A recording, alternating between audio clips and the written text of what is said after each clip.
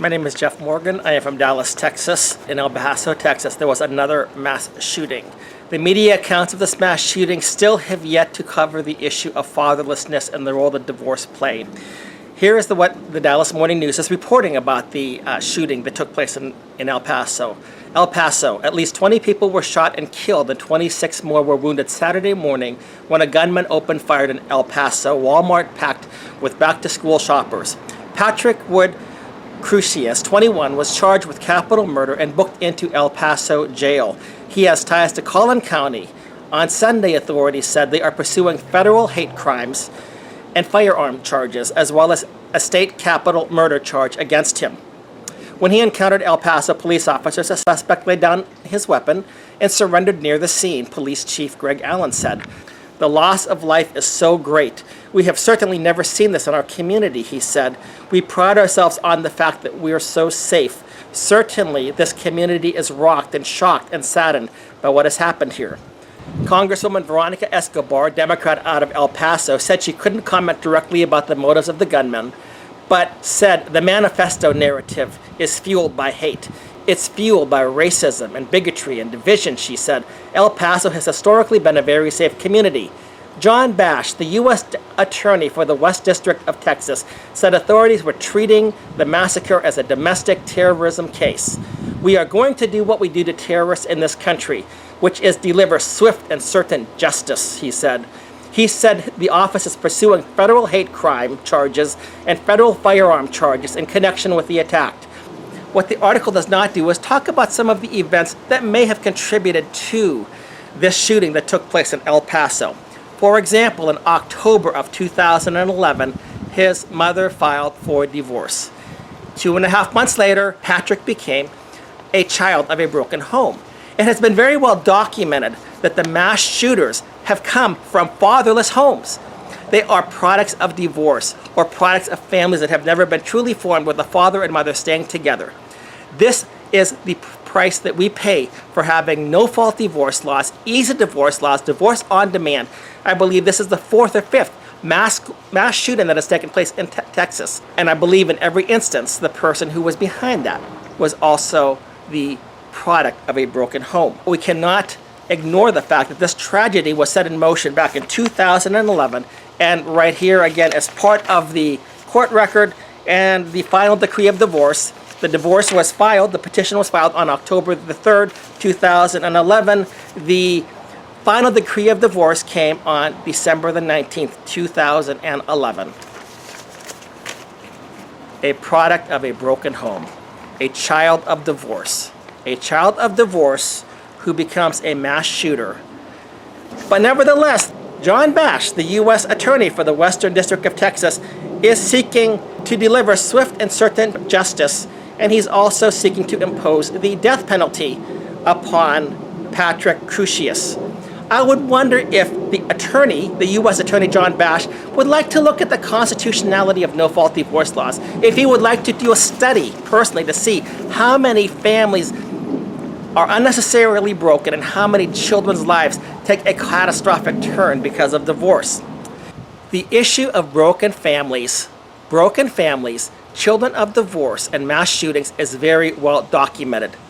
February the 18th, 2018, Suzanne Venker wrote the following: broken homes, or homes without a physically and emotionally present mother and father. She does not say mother or father, or just mother only, or father only. Broken homes, or homes without a physically present and emotionally present mother and father, are the cause of most of our society's ills. Or as Peter Hasson wrote, unstable homes produce unstable children. She then referred to Hasson, who added, on CNN's list of the 27 deadliest mass shootings in the U.S. history, 7 of these shootings were committed by young males since 2005. Of the 7, only one, Virginia Tech shooter Swang Hui Cho, was raised by his biological father throughout his childhood. Life for Nicholas Cruz was no different. His adoptive father died when Cruz was very young, and his adoptive mother had a very difficult time raising him. In his book, The Boy Crisis, Dr. Warren Farrell explains boys today are experiencing a crisis of education, a crisis of mental health, such as what took place with Nicholas Cruz and probably what took place here in the case of Patrick Crusius, and a crisis of purpose. At the root of it all is fatherlessness. Indeed, there is a direct correlation between boys who grow up with absent fathers and boys who drop out of school, who drink, who do drugs, who become delinquent, who rape girls, and who wind up in prison. And also between boys who kill their classmates or are involved in mass shootings. Dad-deprived boys are far more likely to commit crimes, whether to rape our daughters or to rob our homes. The result, we have thousands of women's centers in the United States, but we have a special name for our men's centers. They're called what? Prisons. Prisons, exactly. The prison population is what percent males? 93%, exactly. Less well known, as I mentioned before, is that the prisons are also centers for dad-deprived boys and men.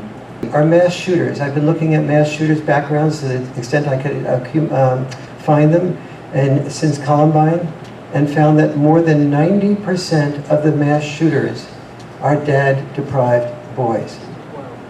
Think Sandy Hook, think Charleston, think Parkland, think Las Vegas. If you want to read a story in the boy crisis that will make you cry, look at the story of Stephen Paddock and his relationship with his dad and the heartbreak that he went through before and why, and the motivation behind him doing the Las Vegas killing. If those of you have forgotten, that was the biggest mass killing in U.S. history, killed 58, injured 598. We blame guns, violence in the media, violence in video games, and poor family values. Each is a possible player, Dr. Farrell noted in 2013 after the Newton, Connecticut shooting, but our daughters live in the same homes, with the same access to guns, video games, and media, and are raised with the same family values. Our daughters are not killing, our sons are. The subject of the desperate cry of American boys is a difficult one. To point out that boys need their fathers is to shine a spotlight on divorce and single mothers. That is admittedly uncomfortable, but there's no way to direct the fatherless issue comfortably. The fact is, divorce and family breakdown is catastrophic for children. Once again, what she said, divorce and family breakdown is catastrophic for children. There's more than one reason why, but an obvious one is that in the majority of cases, divorce separates children from their fathers. More often than not, children lose contact with their fathers for two reasons. Number one, mothers remain the default custodial parent in the average American divorce and thus retain most of the control. Number two, it is usually women who consider themselves the aggrieved party, as evidenced by the fact that wives initiate 70% of divorces.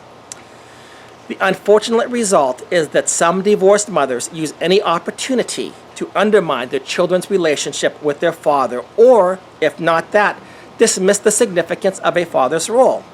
So, for example, in 2016, when Angelina Jolie and Brad Pitt were getting divorced, Jolie actually said it had never crossed her mind that her son would need a father. This may be an extreme example, but it's not something anyone, Hollywood star or regular person, would have thought, let alone said 20 years ago. It's not that single mothers can't be great mothers. They can. But they cannot be fathers. Children need their mother and father to have the best shot in life. Although it is not a guarantee, the two-parent family improves the chances for a young man to become a well-adjusted grown man. In the current progressive society we live in, the message for these boys, without a father at home, to filter or to make sense of it, puts these kids in an impossible situation. Suzanne further writes, I can vouch for this as the mother of a 15-year-old son who would not be the exceptional man he is if not for his father.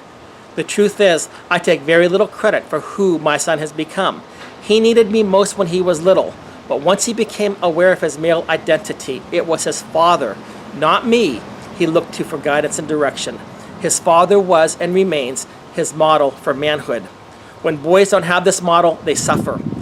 When they suffer, society suffers.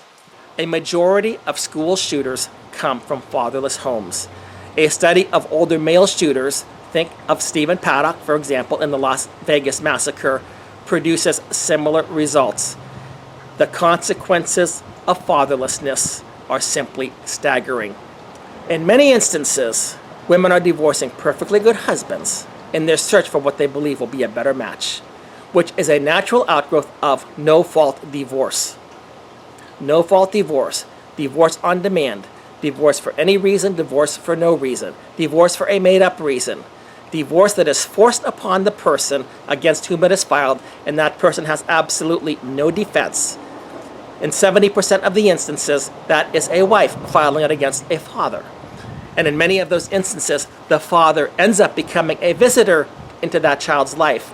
And our Attorney General of the state of Texas, the Child Support Collection Division, they aren't concerned so much about that.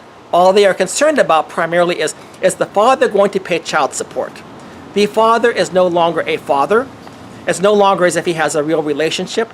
The father is looked upon as a wallet. And if the same thing happens to the mother is not looked upon as being that important to the child's life. The mother is looked upon as being a purse. The state makes money off of divorce. And then they're going to act outrage when another mass shooting takes place. Nobody is saying that people cannot get divorced for a cause, such as abuse, such as ongoing adultery, such as abandonment. But no fault, unilateral divorce has destroyed families repeatedly in the state of Texas. And as a result, as we see once again, we have catastrophic consequences to society, so catastrophic that I believe in the last several years in Texas there have been 5 mass shootings done by people that have come from fatherless homes, homes of divorce. There are some abusive situations, but certainly they do not count for 70% of the female-led divorce rate. The root of fatherlessness is deep and wide, but ultimately it rests on 2 things. Our culture's dismissal of men as valuable human beings who have something unique to offer. On the one hand, we tell them to man up. And on the other hand, we tell them manhood is a problem. Your toxic masculinity is a problem. And it's also the dismissal of marriage as an institution that's crucial to the health and well-being of children. In the state of Texas, we have unilateral, no-fault divorce, divorce on demand, divorce for any reason, for no reason. And the respondent to the divorce has absolutely no defense, no way to keep the marriage together. That is our view of marriage. As I said recently, we don't even have legal marriage in the state of Texas anymore. What we have is registered cohabitation, a cohabitating relationship in which either person can leave at will, because there are no legal protections for marriage in the state of Texas. And by the way, the institution of marriage is not for adults, it's for the children. The institution of marriage is for children to be raised up in. It is the best environment for a child to be raised up in, with his or her natural mother and father. In the vast majority of instances, that is the best interest of the child. This long-standing belief has been supplanted by the notion that marriage is about the emotional fulfillment of adults. Marriage is not for the emotional fulfillment of adults. It is for the needs of children, pure and simple. That's how it began, and that's how it remains. Children's needs are the same today as they were 100 years ago. It is we, not they, who have changed. And as a result of our disregard for the institution of marriage and the need for a child to be raised in an intact home with both parents, we see the tragedy has struck once again, this time in a very tragic and horrific manner, in the mass shooting that took place in El Paso.